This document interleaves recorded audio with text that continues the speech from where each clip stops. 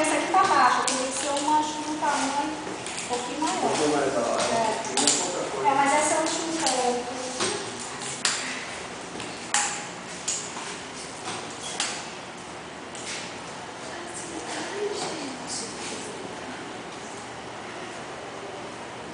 Tô atrás de você. Não precisa ficar com você, mano. Vai lá. Não, mas aí só pode ficar tranquilo, eu também tô bem. Eu tô filmando, ó o Roberto ali, amor. Ei, amiga! Ih, rapaz, o cara tá me devendo, agora que vocês botarem na internet, vai ficar com a tá olhando demais. Ah, você tava lá no... Ah, você tá vendo lá o repertório. Os testes. Muito legal.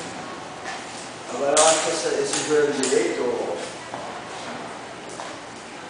eu tenho que andar com ele travado, tá? Direito, né? É melhor. Na verdade era pra ficar flexível o tornozelo, tem fixo. Tá.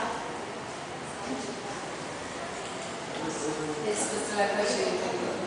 Eu acho que não leva mais. Você também tá grávida?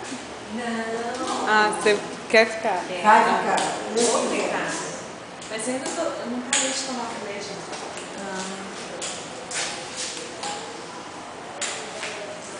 Vai tirar o outro lado do pé? Que foi, meu amor? E- Foi? Você não gostou do meu cabelo, não?